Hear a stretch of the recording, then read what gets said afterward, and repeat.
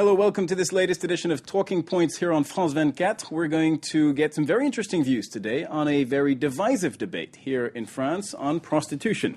Lawmakers have drafted a bill that plans to criminalize the clients of prostitutes, those who pay for sex. Under this proposed legislation, they could be jailed for 6 months and be made to pay up to 3,000 euros. Now, this is modeled on the Swedish system, where a similar law has been enforced for years and is credited with curbing street prostitution.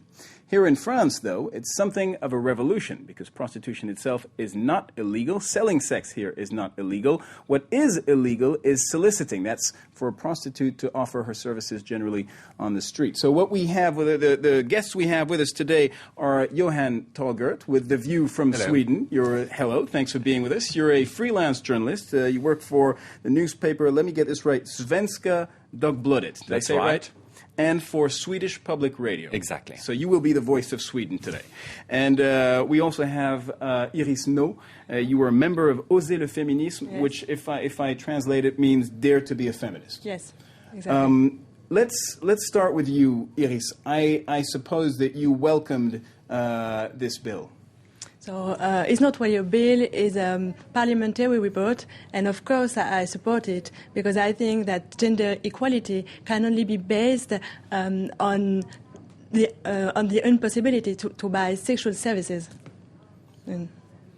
Yes, I think it's very interesting with this proposal to change the society. And as I said some minutes ago, that France is changing to the good side in many fields, and I think this is one France of them. is Swedenizing. Yes, in this way, yes, in this question at least. You know, lately I was in a French big town, and I visited a hotel, a big firm of hotel which exists all over the world, and there were apparently some prostitution at this hotel. The poor guy working at the receptionist, he was completely destroyed because he couldn't stop all clients going in, visiting girls, and some of the girls even threatened him with the knives, and we saw all this, and it was a horrible situation, and I was really shocked that this exists in big French hotel firms. And yes. I said to myself, it can't continue like this. Yes, of course, this is true, but I think you were speaking about individual cases, and I would like to have a political debate, and because our position is a political position, because what we are looking for is what an ideal society is, and an ideal society is a society without prostitution. And some countries have made different choices, like Sweden, that has made the choice to criminalize the client of the prostitution, and like Germany, that has made the decision to legalize prostitution. Yeah, where there are about 400,000 prostitutes. 20 times more than in France. As opposed to an estimated 18 to 20,000 prostitutes. Yes. So, and in Germany, it's 20 times more than in France. So it's a huge difference because the traffic is raised 10 years ago, and now 10 years later that such countries made choices, we see the results. So legalizing prostitution, you're saying, is only going to just allow for a boom of prostitution in the country? It encourages trafficking. Yes, and you see it in other questions as well, like in Spain where they legalized some drugs and you could smoke as much as you wanted.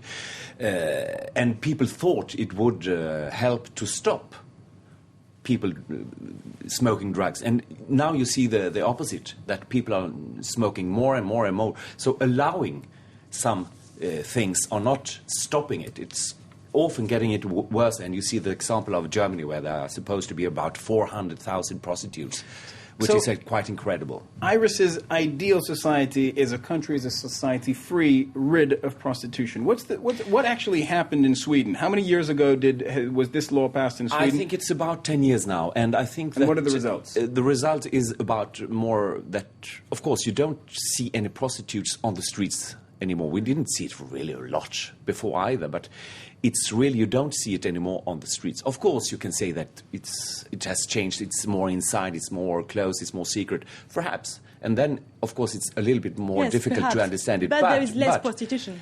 Less prostitution anyway. And absolutely, almost it's no getting much prostitution. more dangerous to be a prostitute and dangerous to be a client, of course. So it's a big scandal if a man is caught because he's visiting a prostitute, and it's a big scandal often out in the newspapers. You're touching on something interesting. Iris, I think you're going to be interested in this because he's saying in Sweden now, it's become... a law was passed 10 years ago, and now it has changed the mindset of the Swedes. It is immoral. You say it's a scandal for people to be caught immoral, paying absolutely. for sex. Here in France, we have some very high profile.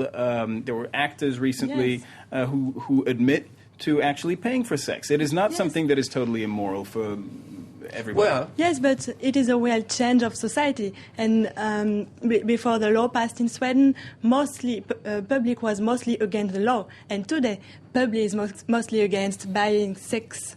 So you think the mindsets have changed? Yes, the already? mind change in Sweden. Yes. And I would say that anyway in France also it's not that common that you hear men saying, oh, I was going out to see a prostitute.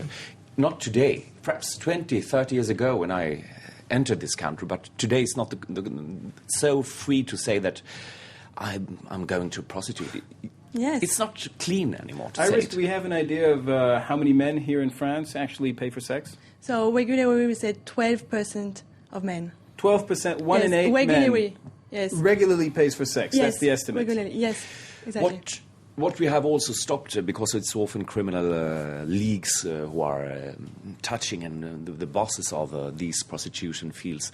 And this is said to be one very positive point of the Swedish example, because you are stopping those criminal leagues. Yes, of course, and for other reasons too, for feminist reasons, because I think prostitution is a barrier to gender equality. Allow me to be devil's advocate for a second. The argument that was put forward by one of these high-profile French actors is basically, who admits to paying for sex, is basically that sex is a commodity, and that selling sexual services is a job like any other that people can choose or not choose to do, and that in that respect it should not be criminalized. Yes, but when there is financial repression, there is no choice, and the political position that we have taken is a position for the majority. We are not doing individual cases, and this is a position for the general interest, and the general interest is the role of the state, and it is the reason why today we want to have a law to prohibit prostitution. But what do you answer to this specific argument, that if someone chooses to sell their body or sell sexual services? I really think... I'd like to get Iris's view on that. I would say that choice is only possible if you have equal alternative to choose. Otherwise, it's not a choice. It is adaptation to circumstances. And generally, it's not a choice. So women do it because they have no choice. So sometimes they say they have choice, but there's always financial reasons. And I think the consent cannot be motivated by money. Johan? I just wanted to say that I absolutely don't want to make a prostitute guilty for what she's doing. I totally agree with that. Absolutely Yes. not, because it's simply very sad that a person is probably obliged to choose that field. And I think that if a person chooses to make prostitution, I think it's often built up on guilt, a very big guilt, and you can never say that this person is choosing it because she's free to do it and she wants to do it. I think there is so much guilt that it would take a very long time to get rid of that guilt, and finally that person would probably realize that really I have been done a lot of shit to myself. And but absolutely I don't want to make guilt through the prostitute. Yes, I totally agree with that. There is no guilt, and this is the reason why we want to criminalize the client of prostitution. And something else about that, it is always the question of choice is always with freedom. And what I think is that in freedom, there is free and for free. And I think, yes, freedom, sexual freedom, yes, it exists, but only if it is for free. So you're saying that you do not believe, basically, the argument that prostitutes choose to do this. You believe that they do this because they are forced to and they have no alternative. Hypothetical, in an ideal society, it is possible. But what I want to have, it is a society in which there is no trafficking, a society for the general interest. And the general interest is the abolition of the prostitution system. I'm going to continue to play devil's advocate. There's another argument that prostitution is bound to continue because it's always existed and will continue to exist, whatever you do. And therefore, if you criminalize the client, the more you criminalize this activity, the more you push clients on the one hand, but especially prostitutes, into having to do their job into more discreet and possibly dangerous locations where there is less supervision, there's less oversight. In other words, it's more dangerous for them, bottom line, if you criminalize the activity. What would you say to that? I'm not sure that there is more clean to go to prostitute in Bois de Boulogne, which is one of the big woods here in Paris. I don't know what's clean there. Can you tell me? No, nothing. Nothing clean. No. Is there something in that argument that if you criminalize... I can't understand that. What happened in Sweden? Let's put it that way. Well, of course, there are probably some réseaux of prostitution inside the homes or in an apartment or something like that. But, of course, you really don't know what's happening. What happens with some people, Swedish people who wants to go to prostitutes, is that they are going abroad to other countries, of course, in the third world, often Thailand, like, for example. And I know also that the Swedish police is sometimes going to Thailand dressed like civil persons, but they are working to try to catch Swedish men going to the prostitutes. I don't know if that is a good example, because it looks like a spy organization in that case. But yeah, it's one way of making people aware of what they are doing, even if they go abroad, so they will not continue or go to the prostitution outside the country. To add is that, yes, it has always existed, but male domination has always existed.